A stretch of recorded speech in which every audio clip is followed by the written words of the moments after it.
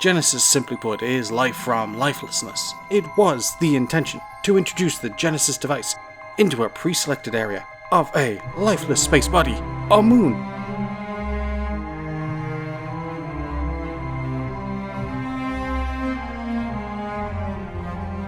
The device, when delivered, would instantaneously cause the Genesis effect.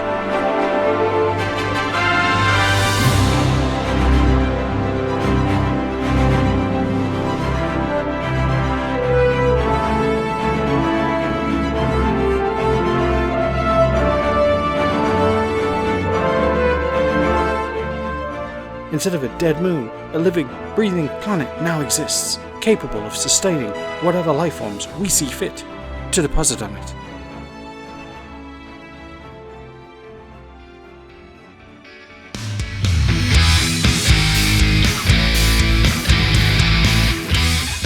Hey, and welcome to Making Space.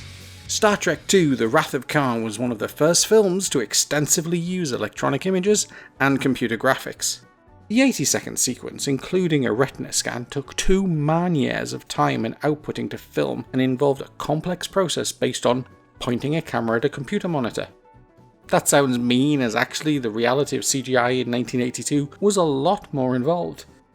The effects experts at the time built high-res 6K monitors, plugged into computers which rendered out a single frame or two.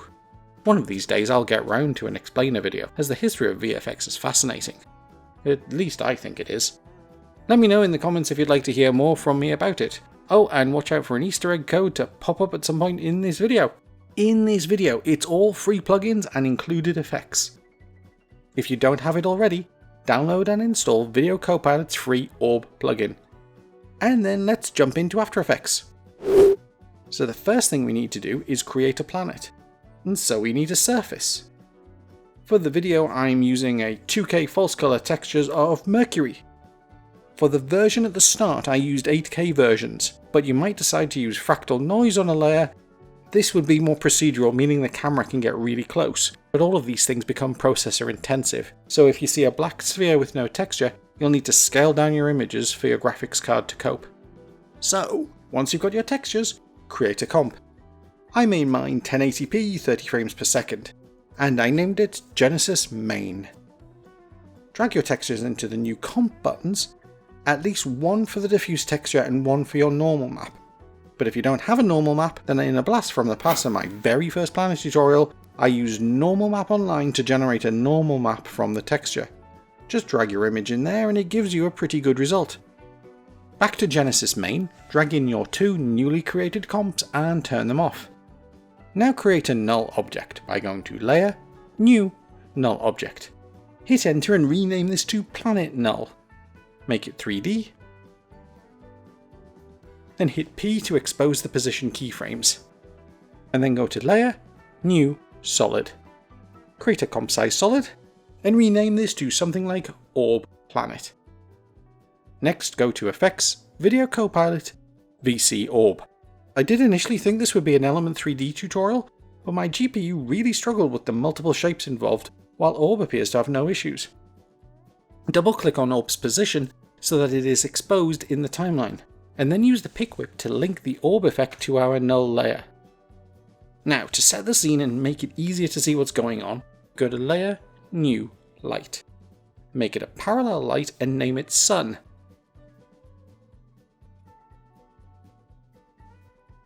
Expand its properties on the timeline and use the pick whip to link the point of interest to the null's position. This way, no matter where we move the sun, we don't have to worry about repointing it at the planet.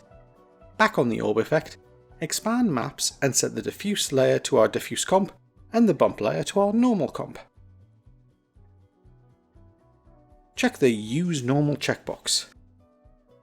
And the planet looks a little weird. Expand material and set the glossiness to 0. Now, let's try and be clever and control everything from the null object. Making sure it's selected, go to Effect, Expression Controls, Slider Control. Name it something like Genesis Transition, and at about 5 seconds set a keyframe for 0. Then at about 30 seconds set a new one to 100. Now, create a new white solid.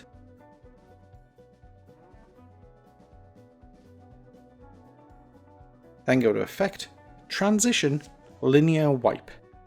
Set the wipe angle to 180 and the feather to about 100. Then go to Effect, Stylize, Roughen Edges. Set the edge sharpness down to 0.1 and the complexity up to 6. Then right click on the solid and choose Precompose. Move all attributes. Call the comp Wipe 1 or similar. Actually, and there's probably people cursing me for doing it this way around, but in the new comp go to Composition, Composition Settings, set the size to 2000 by 1000 pixels and click OK. Then you'd better select the white solid and go to Layer, Solid Settings and click the Make Comp Size button again. Now, with the Roughen Edges effect we get a little edging. So hit S to expose the scale property for the layer and set the scale to 101%. Yeah, I could have made a new comp to begin with and created the new solid then, but with After Effects there's more than one way to achieve something and we'd already made pre-comps that way. Right click at the top of the comp and choose Undock and drag it upwards. Then make sure the Linear Wipes Transition Complete is exposed on the timeline and use the pick whip to link it to the null slider in the main comp.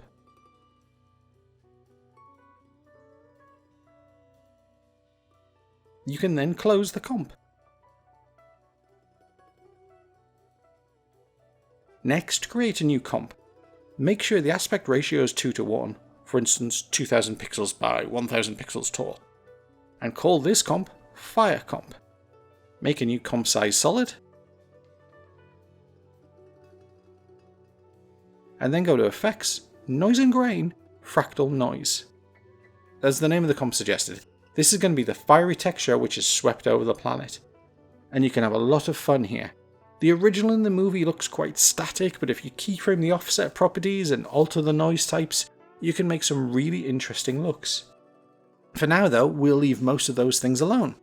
Set the contrast to 230, expand transform and drop the scale to 20, and then holding the Alt key, click on the evolution stopwatch and type time times 50.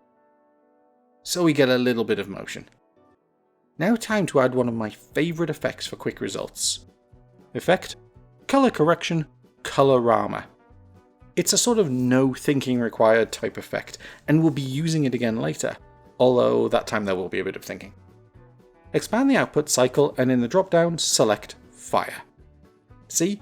Really quick fiery surface, and no thinking needed. So how we use this effect is quite simple. We'll add our Wipe 1 pre-comp now, making sure it is above the fractal noise layer, and then set the fractal noises track matte to alpha inverted. So we get a wipe on of fire controlled by the slider in the main comp. And to have this appear, we're going to make a second orb layer in the main comp with the fiery transition happening from the top of the sphere to the bottom. For those of you who watch my Earth Black Hole tutorial, you'll know I spent ages creating a way for the crust to break up wherever I needed it to. But here the fire doesn't need that, so I'll rotate the orb layer so that the top of the sphere is at the point of impact. Back in the main comp, add a new comp size solid, name it Fire, and add the orb effect to it, and link its position to the null layer's position. Drag in the fire comp and turn it off.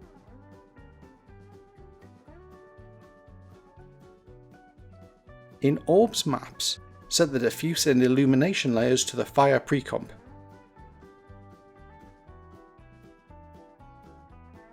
Then in Material, set the illumination to 1, and expand advanced options and check Unlit Only. And then use the Orb Layers rotation option to position ground zero where you want. If you had duplicated the orb layer and swapped in the textures, you'll keep getting presented with Mercury again. This is just your graphics card loading in static textures to make processing quick. So far, it looks a little meh. So go to Layer, Blur and Sharpen, CC Radial Fast Blur. Looks okay so far, but we might want to move the camera on the null layer and the blur's center will no longer be the center of the planet. So, borrowing from an older tutorial of mine, hold Alt and click on the center stopwatch, and use the pick whip to select the null layer, and at the end, type dot 2 comp brackets square brackets 0, 0, 0, and make sure both sets of brackets are closed. CC Radial Fast Blur has made it look a little dim, so go to Effect, Color Correction, Curves, and just grab the line towards the top right corner and drag it upwards to punch up the brightness. The end result is important here, so if you prefer levels or brightness and contrast or VC vibrance, it's really up to you. Then set the Fire Layers Transfer mode to Add, or Screen, dealer's choice. And now for the particle wave itself, which in my head drove the transition, but when I looked at the original a lot, actually the transition is slightly ahead. In either case, CC Particle World can be used to create fiery particles. I did spend time figuring out how to create a disk which travelled across the planet. There was formulas involved, I was going to talk about calculating the arc from the tangent, but the end result didn't look as good as the next step. Instead, create a new comp size solid, name it Particles, then add CC Particle World from the simulation menu.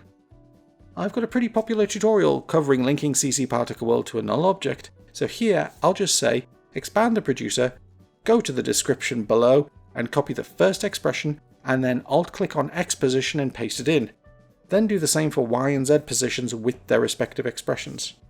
And while you're there, give the old thumbs up like button a nudge, and maybe hit subscribe if you're not too irritated by the cartoon. Hey, it's branding, alright? Apparently the bell is important too. Once you're sorted, in physics, set the type to fire, the velocity to 0.2, the gravity to 0, and the resistance to 1. Now fire is a type which responds to X-ray. For fire this controls the amplitude of oscillation, but we want something quite plain, so set it to 0.1. Back in producer, up the radius value to 0.1, and up the birth rate to 200. And there we have a ball of particles. One day I'll figure out how to get them to fall back into the sphere and this will give me a cool sun effect. But next we need to wipe on the particles, and to do that we'll create a 3-dimensional track matte using another orb layer. Over in the project panel, single click to select the white one composition and then duplicate it, either by holding Ctrl and tapping D or by going to Edit, Duplicate. And then double click to open that comp. What we want is not a single transition, but a band that wipes across the screen, which we'll then use to create a band of particles doing the same across the orb. So select the linear wipe effect and duplicate it. Set the angle to 0, and then double click on the transition complete and expand the expressions area. Delete the expression, the one pointing to the other comp, and type 100 minus, and then use the pick whip to link to the first linear wipes transition complete property, which gives us the tiny broken up band. If I turn off roughen edges for the moment, we can see it better. Drop the feather to 10, which gives us this leading edge. It's a little faint though, so edit the expression to add times 1.05. This sets the value to be 105% bigger. Okay, back in the main comp. Add this wipe to comp into the bottom and turn it off. And make sure all the pre-comps start at the first frame, otherwise their timings might get screwed. Quick way to do that, set your current time indicator to the first frame of your comp, select all the pre-comps and hit left square bracket. Okay, create a new comp size solid and add the orb effect and then link the position as before. And drag it above the particles layer. Call this solid Particle Matte. Then in Maps, set the diffuse to be our Wipe 2 comp. And in Material, Illumination, Advanced Options, check the Unlit Only checkbox. Soloing this for the moment, you can see we're getting a pretty neat effect. If you haven't already, jump into Wipe 2 and turn on Roughen Edges again. And then back in the main comp, set the rotation to match the Fire Orb's rotation. We're going to use a Luma Matte track matte rather than an Alpha one, which will allow for greater control. So to get a black background, go to Effect, Channel, Solid Composite, and set the colour to black. And now for a bit of laziness, but I excuse it because it lets me show another technique. Select the Fire Orb and select the CC Radial Fast Blur. Hold Ctrl and C to copy it, and then select the Particle Matte layer again and Ctrl V to paste it. This saves us retyping the expression. Now it's almost there, but a bit dim. So go to Effect, Color Correction, Levels, and drag the white point all the way down so we get this really intensive band. And now set the particle layers track matte to Luma. and set its transfer mode to add. And when you add in a camera, the whole thing starts to take shape. If you get the camera really close, it will be worth increasing the particle birth rate. Okay, that's pretty cool, yeah? We've still got the surface transition to do, but for now I just want to say the secret password is tiny. As in, don't call me tiny. I know you're probably going, secret password, eh? But it's a cool thing I've picked up. You know me a little, but other than your comments, I don't know you individually. If you comment to the password below, it does two things. It's cool for me as it gives me a direct communication with each person who comments, not in a spam mailing list way, just in a way for me to know who's watching. And more importantly, it gives me an insight into how to edit and paste my videos better, to hopefully make better tutorials for you guys. Now in the movie sequence, I didn't know until I started reading around, but Genesis is meant to melt the crust, causing new mountains to reform, which still doesn't make a lot of sense to me. So instead I'm saying that the surface remains the same, but Genesis generates water and microbes. Achieving the original is pretty simple too, you effectively just fade from one texture to another and one normal map to another, but my way lets me show off a couple of cool features with Colorama. But first off, just go into the Fire texture comp, and just before it gets full screen, about 5 seconds before, set keyframes for the contrast and brightness. Then at the 30-second mark, set contrast to 0 and brightness to 30. So we fill the texture. Now you can use a linear expression to control this to keep it linked to your transition slider, but I figured at this point you have all the timings you're happy with. Ask in the comments if you want to see how though. Back in the main comp, keyframe the opacity of the fire orb layer to fade out over a couple of seconds after. And I'd also trim both the fire orb layer and the particles in its matte layer here too, so that AE doesn't keep them around in its memory. Now for the clever bit. Open up the planet texture comp and duplicate the texture. Doesn't need to start until the 30-second mark. Now add Colorama to this layer, and in the output cycle choose Horizon. Woo, see that? A green Earth from a dead planet. But I want the water to fill up the lowlands, so let's remove the blue elements for now, just like plucking petals off a flower. And then sort of crush the other colours closer together. You can see the effect it's having on the texture.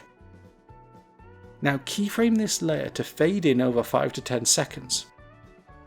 Now for the water. Duplicate this layer, remove the opacity keyframes, and then in Colorama, click on the outer edge of the colour wheel and add a strong blue colour, and a second turquoise colour lower down. Now go to Effect, Channel, Shift Channels, and set the Take Alpha From to blue. Soloing that shows that we've isolated the water. Now go to Effect, Matte, Matte Choker, and now watch what happens when I keyframe the choke 1 from its maximum to 0.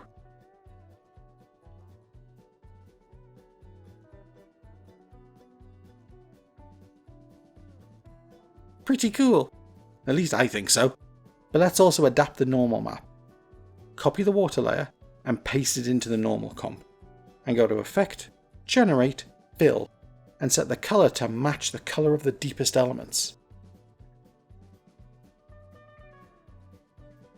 Back in the main comp, from the 30-second mark on the planet orb layer, just keyframe the glossiness to go from 0 to 1 and keyframe the specular to increase to 2.3 while the fire is fading out. This helps make the water look better. Last touches, add a separate cloud layer using the cloud texture Andrew Kramer supplies in his Ultra Earth 3D tutorial, or downloading it from the link in the description. Create a new solid layer for yet another orb, then set the diffuse map to Earth clouds, but also set it to include effects and masks. Select the cloud texture and go to Effect, Keying, Extract, and this is AK's recipe. Set the black point and black softness to 233. Then add a tint from the colour correction and set the black colour to a light blue.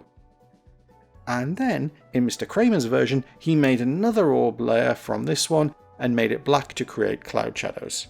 I prefer a simpler method of adding a drop shadow effect from the perspective menu. Lazy, but it works well enough. And then keyframe the orb layer to appear over about 10 seconds. And finally, I'm going to add an atmosphere. which I end up needing a lot, so look out for just this bit as its own tutorial too. New orb layer. Set the radius to be a little bit bigger, something like 203. And in material section, set the diffuse to 0 and set the specular to 0. Set the illumination color to a sky blue and set the illumination to 0.8. Expand illumination options and set the Fresnel to 1, the Fresnel bias to 1.7, the shadow light to 1, the shadow light contrast to 1.4, and the expansion to 0.1. Expand advanced options and set the edge feather to 0.2 and the edge shrink to 0.02, and then set the layers transfer mode to screen, and keyframe it to appear from about 28 seconds to 32 seconds, so the fiery glow turns into atmosphere.